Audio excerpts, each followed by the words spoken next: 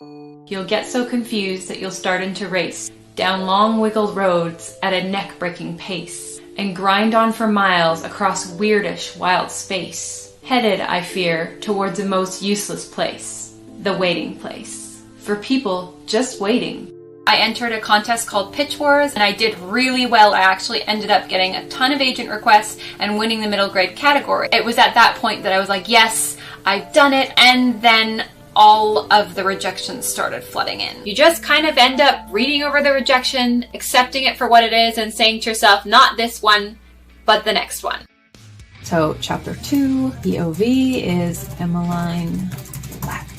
Kelly and I had a really awesome time writing together, and we even brainstormed through a really tough writer's block I'd been having, which was just fantastic. This August, when Escape to Witch City finally comes out and I get to see it on the shelves, that I'm going to feel a kind of victory being able to see it there. Not only because it's the work of 7 long years, but it symbolizes closing a chapter of my life.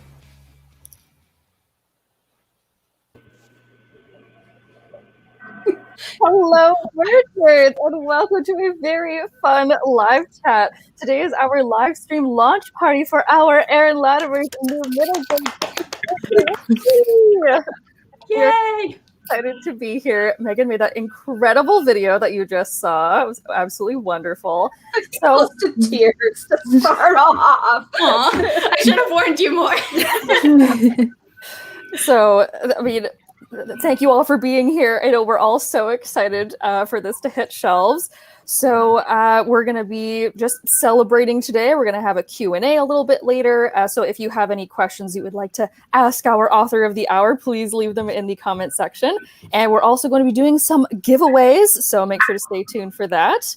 And without further ado, I will hand it over to author E. Latimer to talk a little bit about her new book.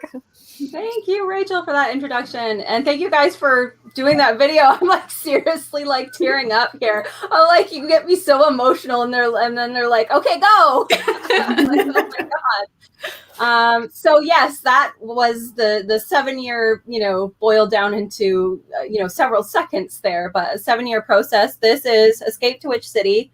It's coming out on August 3rd. This is the absolutely gorgeous cover. It's very Tim Burton-esque, kind of Gothic-y, Victorian. And that's Jo. I'm not sure how to pronounce her name. Apologies if you see this. Jo, it's Roiux, Roy. But she did an absolutely gorgeous job on the cover. And basically a very short description of this book is that it's very heavily inspired by Harry Potter. I'm not supposed to say that. My publishers would not like to hear me say that, but it is very much inspired by Diagon Alley specifically. So it's about a alternate 19th century London where the Queen of England is called the Hunter Queen. She's trying to wipe out all of the covens, all of the witches in London. And so there's this fabled witch city that Emmeline and her friends have to escape to. Only nobody knows where it is because it's constantly moving, and even the streets are constantly moving. And once they get there, they figure out it's run entirely on magic, and it moves to keep out the people hunting them. And then, of course, there's a threat to Witch City that they have to stop. So that's kind of the basics. I don't know if we want to go into the little Q&A. It's got to be 8 years, doesn't it? Aren't the words 8 years? Yeah, and Erin and I met through this book, so that was pre-WordNerds. Yes, that was on Absolute Right. I was literally looking up emails, just by looking up Kelly's old email address, to find out kind of what our first exchange had been. And it was this was at one time called The Sad State of Emmeline Black before my publishers changed the name. And that was the subject line, beta reader for Sad State of Emmeline Black. And Kelly and I had emailed back and forth. Beta read for each other. That's how we met on Absolute Right. You can make a pretty solid argument that if it weren't for this book, this channel would never exist. I literally was saying this to my husband the other day. I said, if it wasn't for Witch City, I don't think the WordNerds would exist. And if it wasn't for the WordNerds, Witch City would definitely not exist or be published. Because, and if you guys, I think most of the WordNerds know this, but it's full on, like, I don't know if you can see that. It's full on dedicated to the Word Nerds. There's like a giant thing in the back that is dedicated to like all the Word Nerds, like past and present. And yeah, because it would not exist if Kelly and I hadn't, if she hadn't beta read for me, if it hadn't been like hundreds of hours put in with the writers group, going over all of that. And then our final kind of like, you guys put together that beautiful video and showed us. It's so cool that there's footage of that. I didn't know that there was footage of that. There was so much more footage. I had to trim a lot of it down. It's so cool because that is literally one of my like fondest memories as a writer, is just like that really weird, stormy, rainy day in Toronto. I had flown out there for the Toronto, what was it called? City of, or Forest of Trees or something. It was like an award, Toronto Canadian Children's Literature Award ceremony thing. And seeing Kelly was like the coolest part of that whole thing, because we just brainstormed for like a solid 3 hours. I loved that. Yeah, just like bouncing ideas off each other. And like I had this lunch with my publishers the same day. And I was really discouraged because they're like, we need to work on this. And I don't think it's, they said it's not working, but they said it in like nice diplomatic ways that publishers do. And then I kind of went to Kelly and went, I don't know what to do. And so she basically helped unblock my, creative dam that had built up. And yeah, like this would not exist without the Word Nerds. So I am extremely grateful to having good writer friends. And I swear the only reason I'm on the shelves with this particular one is because of you guys. So yeah, getting all emotional again. It's been quite the journey. Yes. 8 years. You kind of got into like both the questions I was going to ask, you kind of covered already. So beyond like the initial like Harry Potter inspiration, which makes so much sense if you look at it from like you started thinking about this book 8 or 9 years ago. Yeah. Like how into Harry Potter we all were back then, and like well, that would have been the sort of what would have been. When was our first like Harry Potter, like our Word Nerds meetups, and I went and met Emma and her husband, and we, toured around Harry Potter World for the first time. And that was when like Emma was there for my very, very first debut book announcement, which was like, in the 3 broomsticks when we had butterbeers, we cheers to and that was again, one of like my, like you guys are wrapped up in my, like hands down my best memories in general of, this writing journey. And so that was like kind of the first announcement. And I think that definitely started percolating, new ideas, but I just couldn't figure out what it was I wanted to say on the page before Kelly and I really sat down and, fleshed it out. So yeah, definitely the inspiration was that sort of thing. The Harry Potter movies, the magical feel of like discovering a real life Diagon Alley for the first time, like first stepping into the wizarding world of Harry Potter and like seeing it in person, so to speak, is like a whole new experience, like opening the books again for the first time, kind of, because I remember I had literal tears in my eyes. I was like, is this dorky? Like I'm in my 20s and I'm just like, I'm gonna cry just walking through the brick wall into Diagon Alley. So that kind of sensation was one of the things I wanted to capture in the book. And then also I was definitely through the 8 years, I was going through a lot of mental health struggles as well. For those that don't know, I've been diagnosed with OCD. And one of the things that really helps me actually be able to sleep is what I call walking tours at night. So I will walk through various rooms of childhood houses, things I've memorized essentially. And that I can kind of take my mind through like a memory map. And I would do that before falling asleep so I wouldn't, spin out into a panic attack. And that worked really well.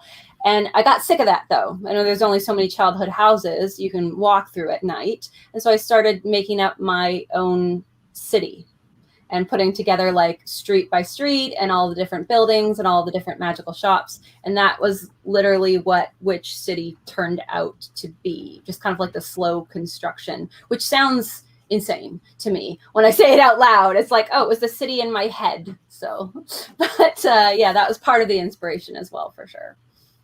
I'm going to put a link in the chat to a video where you talk at length about the Witch City. It's a great video.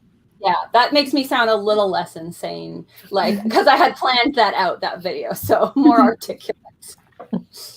In terms of the evolution and like the process of writing this book, do you remember much about the plot of the first version? Of like Yes, I where do. this story kind of originated, and then we can kind of dig into more of what it became. But Okay, so I'm gonna have to say this without naming any names, but I originally had an agent, my first agent, and we kind of butted heads over the original manuscript, which was The Sad State of Emmeline Black. I wanted it set in a school. I wanted it set in a magical school. But at the time, that was very like no go. You did not do that. It's still a little bit that way because everyone's like, oh, it's automatically, you can't do that. It's Harry Potter. Excuse me. So we had this like polite butting of heads where I wanted it to be set in, I think it was called St. Anthony's School for like Lost Children or something along those lines. Like, and I was picturing it much more gothic than Harry Potter, but it was still too close for him. So it had wild things that were not even close to what is in this now. Because I rewrote this 3 times. So the very first kind of edition of this, like I said, there was a school of like lost and found children, and it was St. Anthony is the Catholic saint of children, and then also things that are missing. So I really liked the idea of just like losing your left shoe and then being like, yo, St. Anthony, what's up? I need some help. And so he was the patron saint of the school for children that were lost. And then there was like a murdery circus that they went to, and Emmeline's mother at the time was the main bad guy, and she was, Lenore is her aunt, and Lenore was originally the mother, and she was very much a different person. She was like a bad witch, and that's not at all the case. Now Lenore in this version is more of a Dumbledore figure, aside from the fact that she is openly gay in the book. I will say is a gay relationship, so it's not going to be a surprise Lenore is gay kind of thing later. Just tweet Also, it I love later. I love how like, oh, St. Anthony's like a magical school, a magical circus. I'm like, those are plots of new books that you could write, because I'm like, I want that. That sounds really cool. That's one of the things my first agent said was just like, you've shoved everything in here but the kitchen sink, and there's just like two. And right, like in retrospect, he was right, but it was like one of my first like magical middle grades, and I'm like, well, everything. I want everything in there. So that was the first iteration, and the second one was like, I went the opposite way, and it was gloomy and depressing. They were in like a mental asylum, and it was just what I read then. Like I remember think that's that the version I came in on. Yeah, that's the one I came in on as well. I think me too. Probably a lot of you probably read the one, and there was like this evil Nurse Ratched type of person. And because I like one of the first times I ever met Erin was at a writers' conference, and I remember you telling me about the first chapter, and I'm pretty sure it was like Emmeline Black, like I think it was like her picking at her stockings in the window of a mental asylum or something. Like I don't know why that stuck with me, but it did. So yeah, I came on that draft. It's so funny because different versions of Emmeline Black have seen probably they've hit up every single agent, like every single literary agent that exists. Like I remember Donald Mass read the first chapter of the second iteration of this in front of a room full of people, because it was one of those like, so you think you can write type things, and they had set it up so that they read the first page, and if they stop, then they're like, oh, I would stop here, and then you kind of get a feel for like, oh, if an agent will keep reading. That's cutthroat. It was so tense. You were not like, they were not aware of who you were, because it was like an anonymous thing. You just submitted it without your name, but it was still like, oh, like, especially when they're like, I would have stopped reading here. This is terrible. And you're like, just in your chair, silently crying. Wow. But he read the first page of Emmeline Black as it was in the second version. And he said that it was good, but it was too traumatizing for him. An adult man. Also, the first version of Emmeline literally had her blowing up somebody's head. Yes, that is what. Yeah, that's what I remember. Yeah, read that. Cornelius Buffing was his name, and Emmeline threw him to pieces. And the woman that reps the Hunger Games came back and told me that it was too macabre. I feel like hurricanes. If you have that as an email, like you should print that and frame it. Like that's fantastic. Yeah, it's I don't want to do anything to make her mad, but I thought it was quite ironic that the woman. I don't think it would make her mad. Like that version never got published. It's not like she said anything. It was like unnecessarily cruel or something. It's just funny and ironic. That tattooed on your body. That is like this is who I am. Unnecessarily cruel. It's my next as a writer. tattoo. Yeah, I should just have that printed up and put on. Maybe on like book plates or something. Parents. Perfect. Just put that as a blurb. Selling point. And it's so funny because there's just, like I said, I think every single literary agent in existence has probably rejected some form or other of this book. So that it is out there in the world today is frankly nothing short of astonishing. So and if you're joining us late, the book is called Escape to Witch City by E. Latimer. We're partying all day. It's upside down. oh no. Hang on, let me see if I can make you extra big. Yeah. Wow, look at this. All It's right. beautiful. Shrink me now. Shrink me.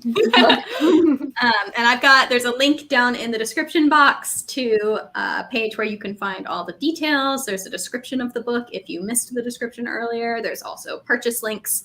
It comes out in 2 days. Yeah, Tuesday. We've If taken a trip to the bookstore. Yeah. for pre-order right now. And actually it's funny because I was saying to the word nerds, I have my good friend Rebecca Sky DM'd me on Instagram with like a little, oh my gosh, pulling it off the shelf. And I kind of went, okay, this is A, thrilling, and B, I'm not sure what to think because it's not out for another 3 days. And I had this like kind of prior thing that I was like, isn't it bad that it's on shelves? And, thankfully this is why you have friends to be like, no, just chill. And so I went today and I got to see this on shelves, but I went and I was like, I'm limping around on a crutch right now, so I didn't want to like move all of the books to the front. So I just went up and I wanted to buy Susanna Clarke's newest book as well. I've been wanting to buy it for a little while. She's the one that did what's it? Jonathan Strange and Mr. Norrell. Jonathan Strange and Mr. Norrell, thank you, was her first book. I loved it. I wanted to buy her second one. So I took that one to the counter. And I should have known this was coming because I guess I worded it wrong. And I was like, oh, I want to sign the books that I have out today back there on the shelf or whatever, and also buy this one. And the girl sort of stares at me with these like deer in the headlights eyes for a minute. And I'm going, what's the matter? And then she's jabbing her finger at this book going, are you the, and I'm like, oh, I Susan Clarke. No. Just like, she looked crestfallen. And I was like, I feel like I've lied to her. Like, Yes, I wrote Jonathan Strange and Mr. Norrell at age I should 15. have gone with it and signed all of Susanna Clarke's books at that point, but I couldn't live the lie. But yeah, I was like, I disappointed this woman with my faith. Like, so yeah, that was interesting. But I got so there's 2 signed books at my local Boland's Books now, and one of them already sold. There was 3 when Rebecca showed me the picture. Might have been Rebecca because I have good friends, but who knows? So yeah, that was my little mistaken identity story. I thought you said at first, like when I was bringing my books to the front, I thought that you meant that you were like taking your books off the shelf and then like putting them on the front display, like all sneaky like. Sometimes I never put it in front of anybody else's books because that's shady. But sometimes if my books are like spine facing and there's room, I'll do a little eek. So that I do not. Every time I've seen your book in a bookstore, I have moved it to the front and covered up someone else's book. You're doing fine. You don't need this spot. The ex-bookstore employee, like the ex-bookstore employee in me is like cringing so hard, but at the same time, as like your friend, I'm like, I just don't want to be the person that does it to my own books and then have an employee come around and be like, oh, okay. Like, what are you doing? Oh, man. Oh, Helen's in the comments. Hi, Helen. Also, shout out to everyone else who's here, giving lots of congratulations to Erin. Lots of spooky lovers as well. Yes. And Kayla says it's a point of pride to have the the too macabre thing from the Hunger Games. Definitely. True. Yes, it's good friending, front-facing your friends' books. So Erin, if you want to tell us a little bit about the like magic system in the book and maybe like some of the powers the characters have, and then we can like do a little game with it, sort of. Yeah, we are doing. Yeah, perfect idea. We're doing a game with it in a little bit. So the powers are, you know, I wanted something that was like on a little bit of a different side. You know, mine is kind of wand waving and Latin phrases, because I really didn't want to, you know, be too obviously Harry Potter, because I've already got, you know, the magical city in that. So the system is all through crystal conduits. So it's kind of crystal pendants that you snap into a necklace, and each individual crystal has a different like kind of piece of magic in it that lets you do something different. And at one point, the kids go to a magic library and they think it's for books. They walk in and it's just like shelves and shelves and shelves of crystals. And they're like, what the heck do we do with this? Basically, the librarian explains that you've got your like crystal holder, your necklace, you snap in a pendant, and it's like, do you want to fly? Here's this section. Do you want to learn to speak to animals? Here's this section, and so forth. So it's all crystal spells type of thing. Also good. I was gonna say good merch. Yeah. Valid point. Yeah, so that's how the magic system works. There are like, it's funny because a lot of the reviews have said that this leaves room for a sequel, and I'm already going like, okay, so I need to put some limits on the magic system, and I will need to sort that out, because it's like, is there a world domination crystal? No, obviously not. I need to sort out like, you know, the boundaries of this magic. And right now the boundaries are that you have to be above a certain blood percentage. So if you're 15% or over, you're a witch and you get, you know, killed essentially in the normal London. And if you're 15% or over in which city, you have access to a wider range of crystals and therefore a wider range of magic. Not that they won't let you, but just that you can use it if you're 15% or more. And then there's also other little things like which city is constantly shifting. All the streets are constantly moving. So if anybody with 0% blood, aka a non-witch, gets in, they are instantly lost, essentially.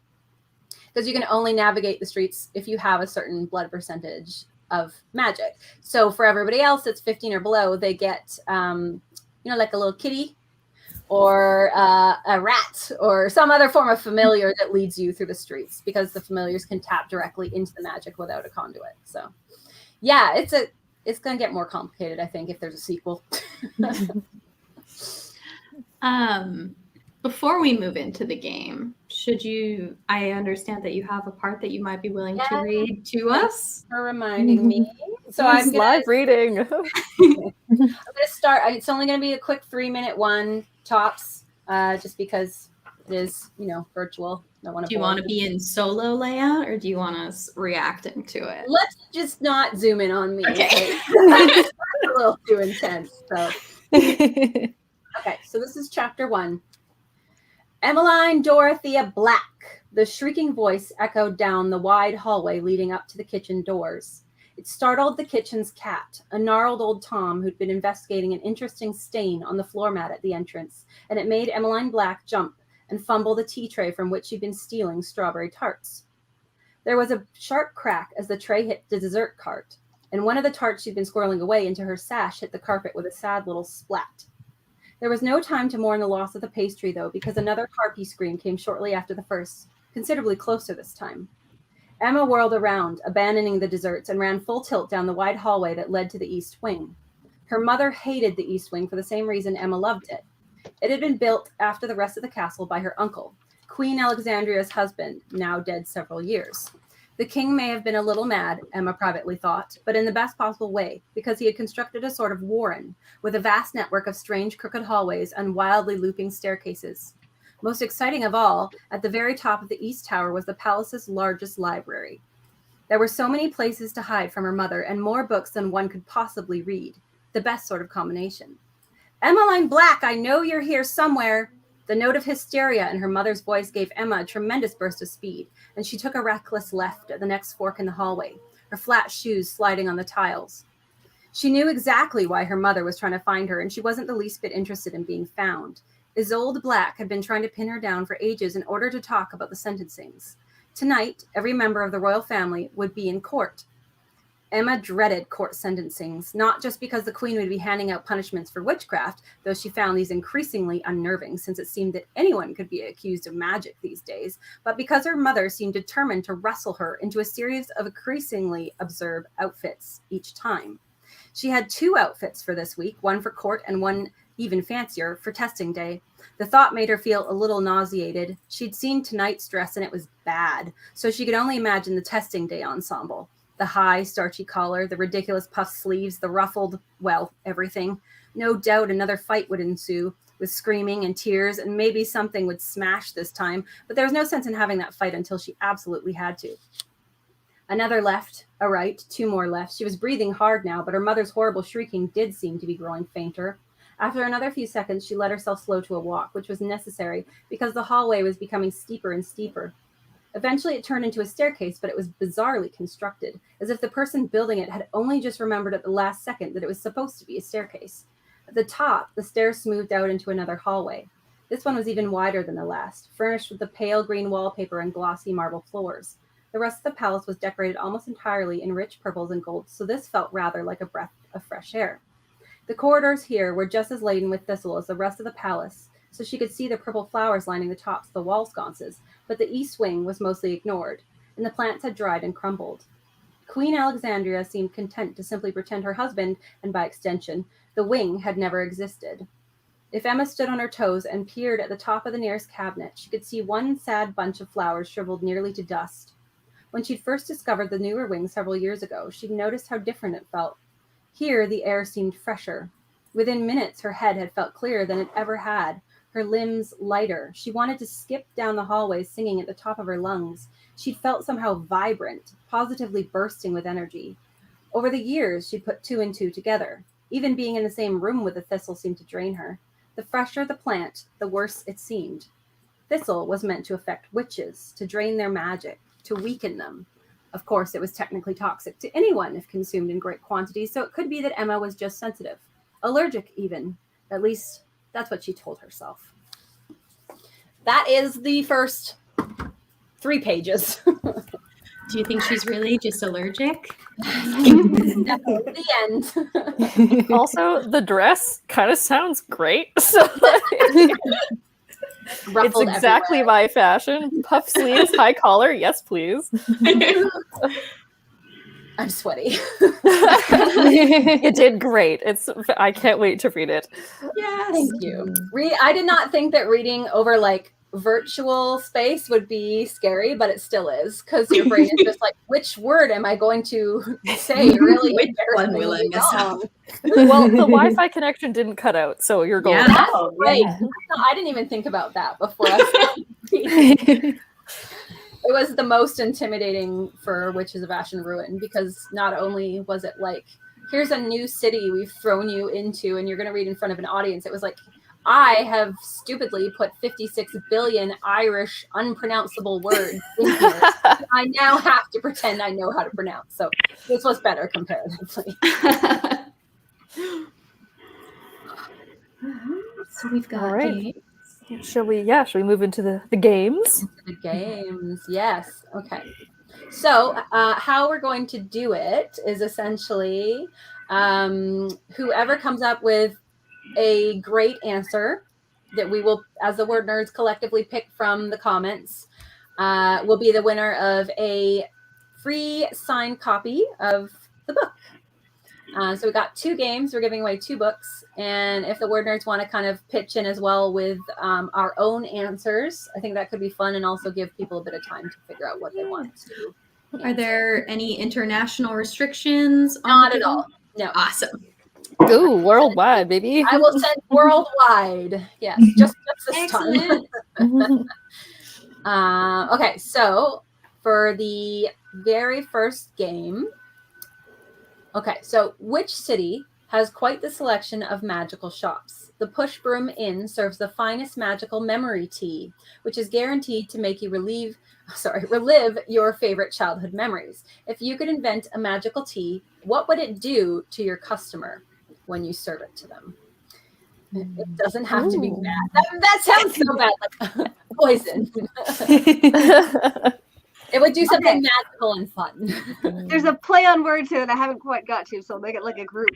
So the tea is going to make you more creative, and it's like creativity. That's the whole Perfect. That's it. Game's over. Like Kelly wins. Well, I try to be like what I would want tea to do for me, and that's what. I want what tea is already pitched for to actually work. Like there's a lot of stuff of like calming tea, and I'm like, this doesn't work. Like I'm still anxious by the end of the cup. Or like this is like sleepy time tea, and I'm like, it's midnight and I drank this 3 hours ago. Like let's hurry this up, you know. That's what I was just saying, like I want the sleepy time tea that actually puts me to sleep. Well, I mean, I guess that's like poppy tea, but like we can't get that legally anymore. So like, you know, and like the caffeinated tea that's supposed to like wake you up, it just like you're still tired, but your heart is racing. Like, now I'm jittery and tired. Cool. I'm anxious and tired now. Cool. Yeah, exactly. My initial thought was also along the sleeping road. I want it because I get a lot of nighttime anxiety. But then I get even more anxiety at the prospect of taking a sleeping aid, because what if I sleep through something dangerous?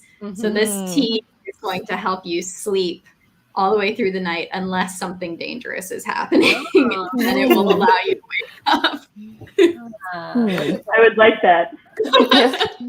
Even just like a tea that gives you good dreams. I think a lot of people would benefit from that. Definitely like that. Okay, but on Megan's tea, in case of emergency. So many tea puns. Yeah. I love it. Let us know in the discussion section your tea that you would want. Yeah, and if we don't get, win, so it already wins. But if we don't get answers, or we don't get enough answers, or whatever, we'll leave this game running basically as well, so people can comment later, and we'll pick someone. We'll probably take a little bit to pick someone, anyways, because we're kind of like put our heads together and decide who the winner is, anyways. So.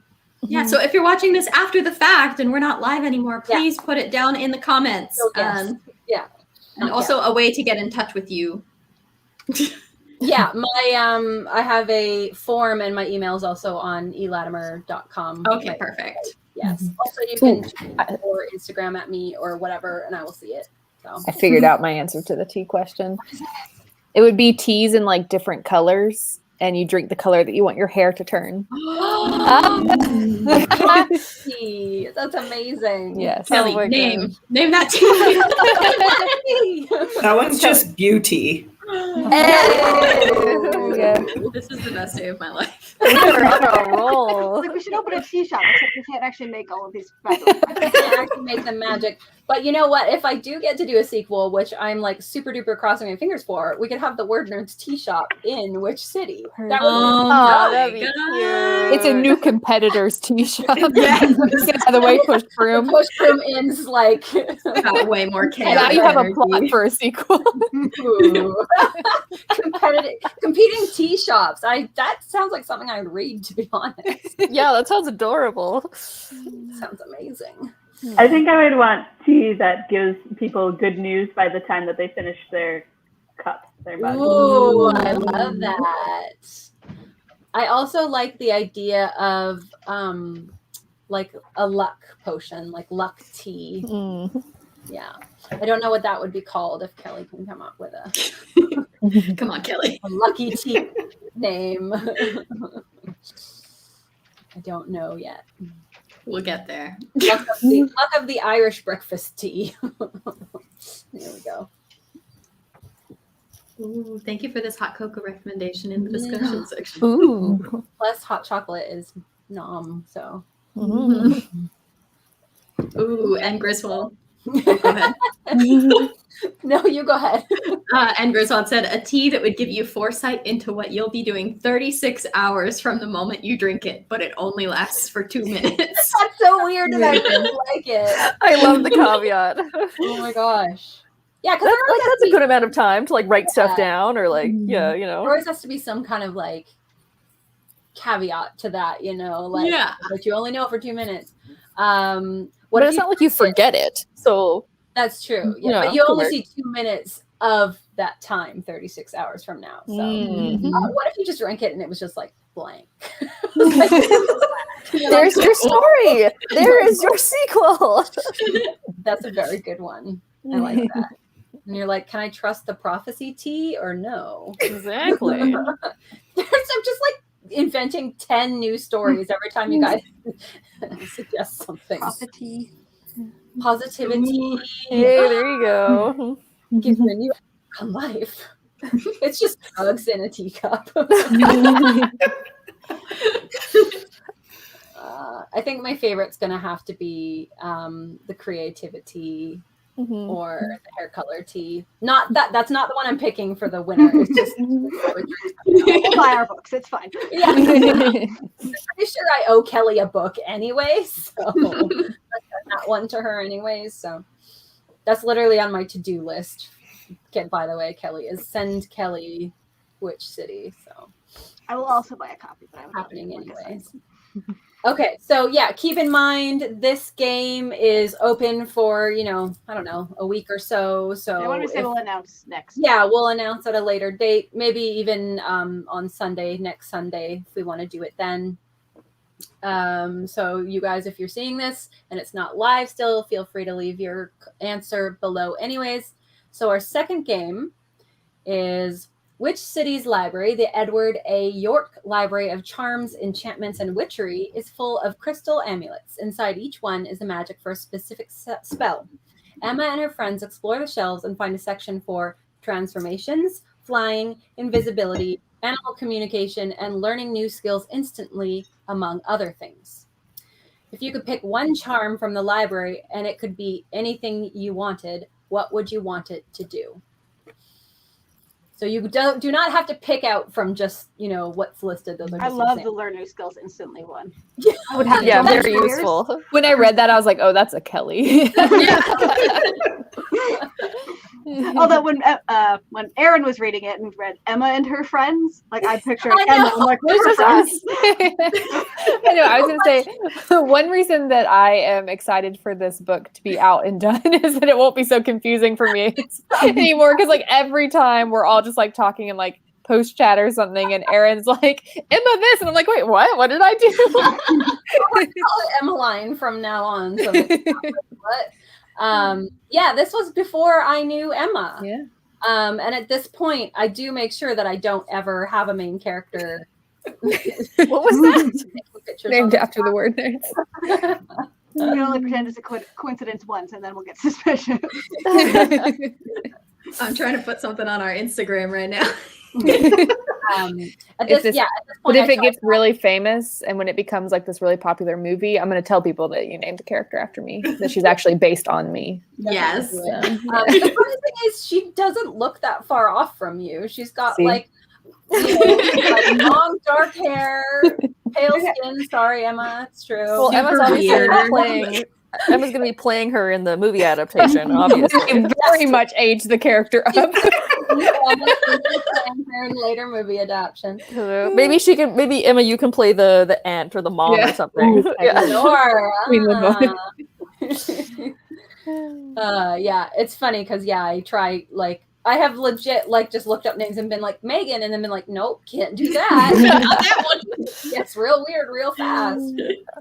Back to the question yes. of like, what do you want? So I want something that allows everything I need or am like going to do to be on time. So like you need a bus, it's on time. Oh, you only have like 2 minutes to go grab a coffee. Well, as soon as you get there, they have it ready for you. Like you go into a restaurant and you have 20 minutes to eat and the food comes out in 10 minutes. Like that kind of, or like as soon as you walk into a building, class starts. That kind It's of like thing. a specific brand of good luck, basically. Yeah, kind of. Yeah. Yeah, like a subsection of the luck potion. Yeah. Yeah, perfect timing is what it would Yeah, be. perfect timing. Because you wouldn't necessarily, I mean, it comes down to the limits of the magic world, but you wouldn't necessarily be manipulating other people. You'd be manipulating your own timing. So you arrive perfectly on time everywhere. Exactly. See, this is, I haven't been able to stop thinking about this. I'm currently taking a children's literature class, and one of the books that we had to read was Alcatraz versus the Evil Librarians by Brandon Sanderson. And in that, there is a character, Grandpa Smedry. And so everybody in that universe kind of has these like weird powers. And his thing is that he's always late. But I know, but I was like, what? But in that way, it's like if somebody, like the example they gave is that someone tries to shoot him, but time is on his side, so he doesn't arrive in the path of the bullet, so it goes past him and it misses him. Or another thing is like he gets cut, but then the blood is late to show up, so he doesn't bleed right away. And his thing is he's like, I'm going to be late to my own funeral. Because he's always like late enough that like things don't affect him, or that like he can get more done before something actually happens. And I'm like, that is so cool. Like I love that idea of like messing with time. So I think I would have something that's like, if you were, like timeliness would be a really interesting When you thing. first say that, like his power is being late, I'm like, that is a shitty power. Well, same, like that's what I thought when I first started reading it. I'm like, what? But then, like, it kind of gets into that. I'm like, whoa, this is so cool. It's so funny because like one of the things I was thinking about today is that I get migraines, which is not a superpower. It's terrible. But with barometric pressure, you often get a headache before it rains. And so like indirectly predicting the weather. So unfortunately my migraines have started to do that, which I said, it's the shittiest superpower ever. But I think that would be kind of, obviously without the headaches, would kind of be like a cool idea. Because, like even weathermen are off a lot of the times. But if you had this like power of being able to be like, it's going to snow, it's going to rain, or like this is exactly when it's going to happen, you would pretty much be like an important person in your town. If you're in like especially if they're like, oh, the farmers are like, my crops, like tell me what it's going to be like this year or whatever. And I don't know, it's kind of a cool idea. Yeah, that could be useful too, because then you're like, oh, well, it's going to rain in 16 hours, so I better get my stuff done now instead of tomorrow when I was planning it. Like, it'd be super useful. Or don't have your wedding tomorrow. Yeah, exactly. This month, I guess, not tomorrow. Yeah, maybe next month. For me, the type of magic that like always appeals to me is anything that like makes it easier to travel places. So I think I would want an amulet that like I could like look at like a picture of a place and like travel there immediately. That's so cool. Yeah. Like teleportation without the idea of being cut in half accidentally. Right. Or like having to like know the place so you can visualize it. Like I want to be able to just be like look at a picture. It's like I'm going there. Like walk through to that. Very cool. Yeah. Like you see a picture of like Dubai or something in a magazine, you're like, there. There. Like if you she's just coming to visit all of us. But yes. It's like Blue's Clues. You go into the picture. Yes. Skidoo. Teleport yourself to the North Pole or something, just looking at a postcard. Well, like I'm assuming you'd have to like say some words or like visualize that you want to go there. You can't just like look at something and be like, "Whoops," Yeah, no.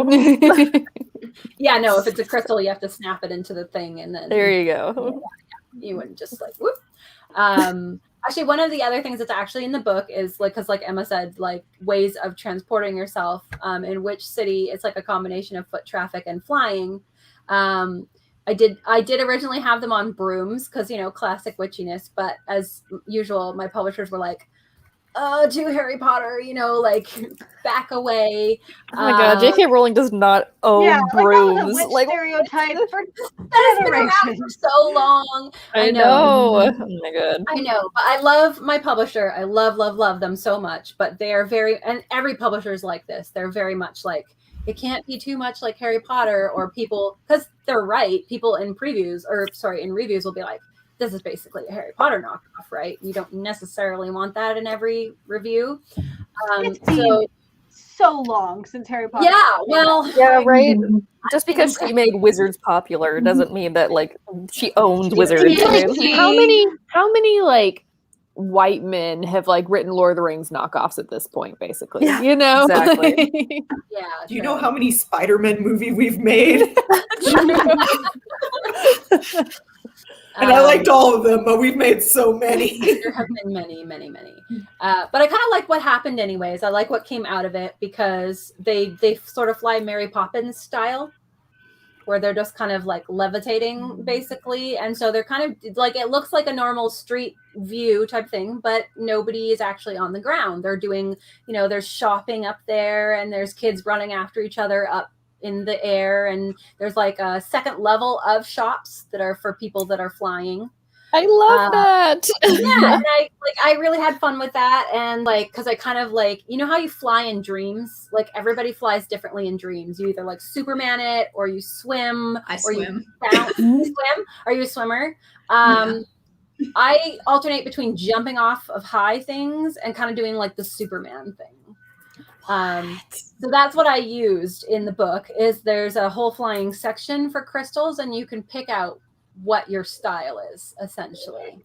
And so that's one of the first things that Emmeline and her friends do when they're not allowed to, is steal the flying crystals, because they're like, we're obviously doing this. So. We've got some charms in the discussion section, and Griswold said, a charm that leads you to the person perfectly suited to be your best friend, whether they're living or deceased. If they're dead, you can take one of their bones, which allows you to perform bonded magic. That got so dark and so interesting. I love it.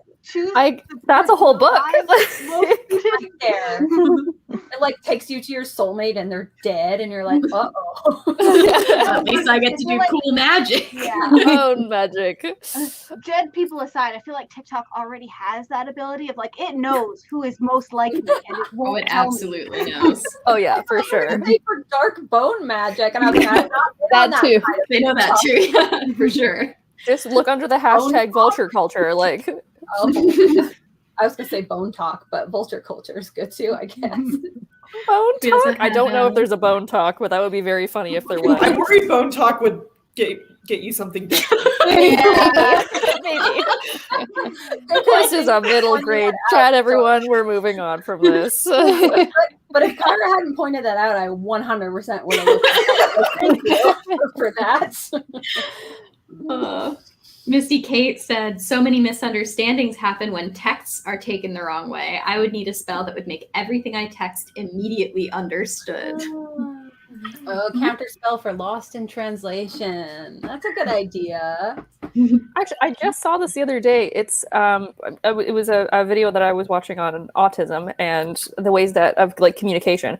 And apparently there is a whole other kind of like text speak library of like little kind of like suffixes that you can put onto text messages that I know a lot of people in the autistic community use that are tone based. So that if you're sending a text to somebody, you can make a little, I do not remember all the acronyms. I'm sure you can look it up. So it'll have an acronym that means like just joking or like being serious or that kind of thing, so that you can better interpret tone over text, which I think is genius. And like, I would use that in my everyday life. I'm on, I don't know if this is a good idea or not, but I'm on Reddit a lot, and they use the /s. /s, yeah, for sarcasm.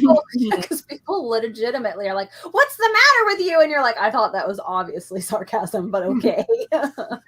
It's like the girl in my high school English class who thought that a modest proposal was serious. The one where he's like, we should eat poor people's babies. Oh my god! It's like satire. And she was like, if you hadn't told us this was satire, I would have thought it was serious. Oh no. That's where critical reading comes in. Kayla fell on that sword for us. Check Bone Talk. It's mostly a guy with nice hair talking about skeletons. Okay, I'm interested. It's a skinny guy with long dark hair because that has like a wall of skeletons, because if so, I follow him and he's great. Excellent.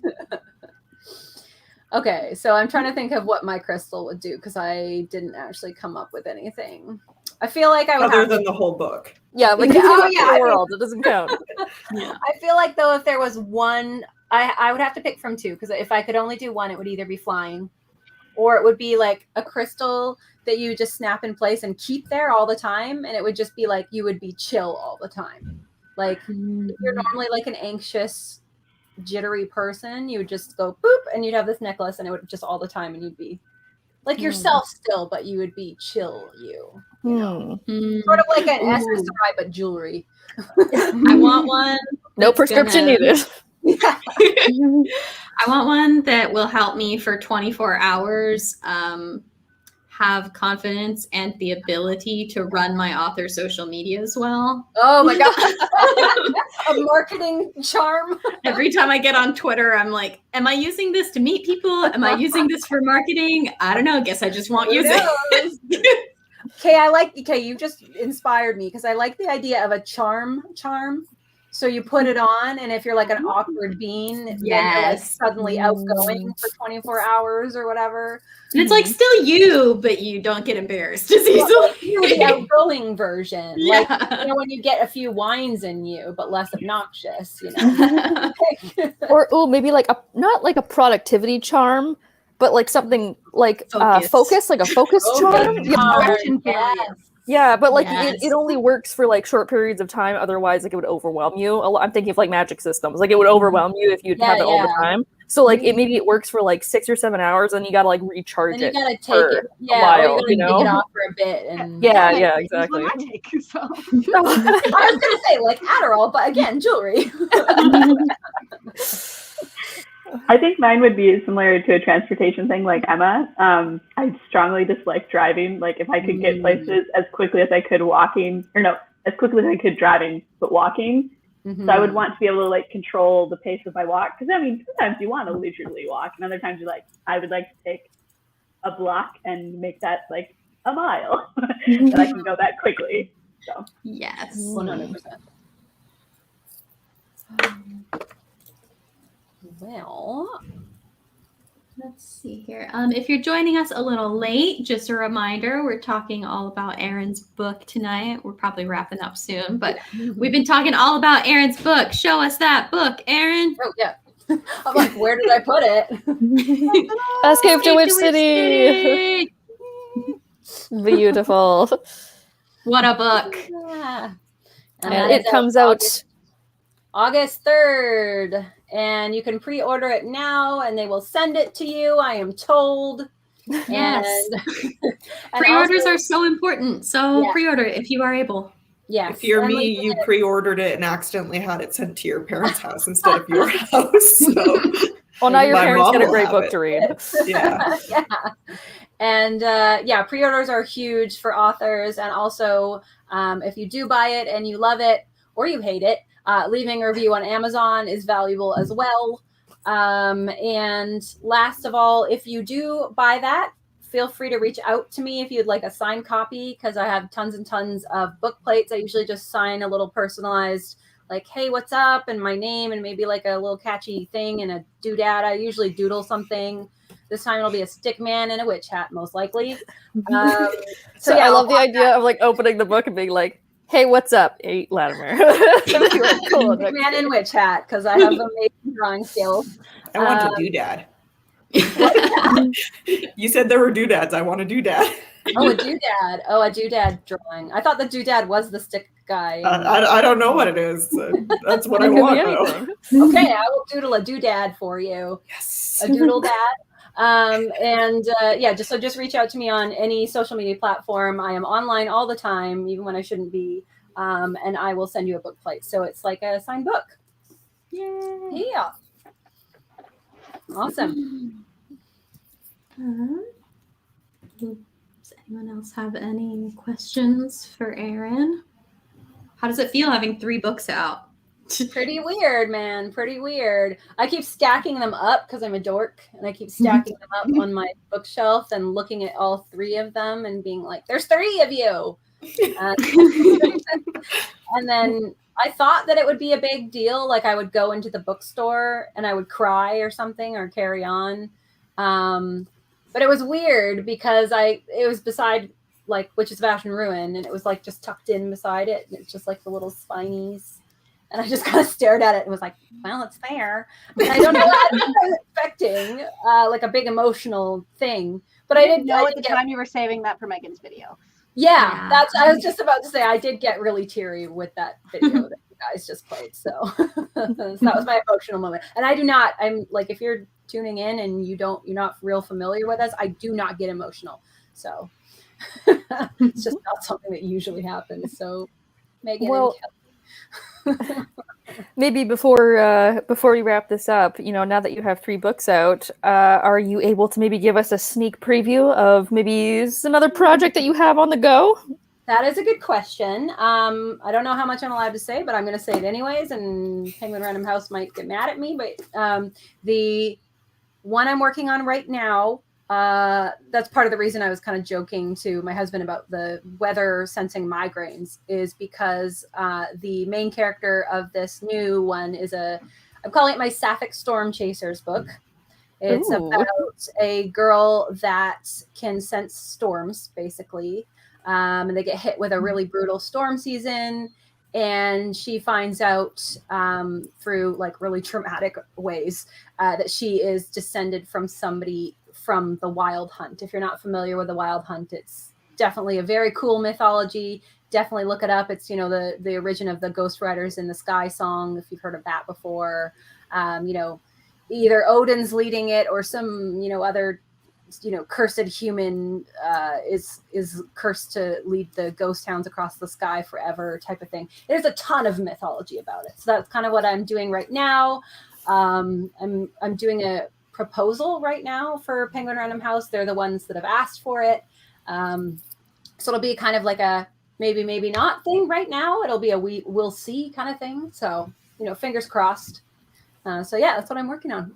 That sounds really cool. Pre-order Witch City, so it's more likely to happen. Yes, pre-order Witch City so that Penguin Random House is happy with me and will buy another book. And Griswold did ask, how has the surreal feeling sank in after book 3?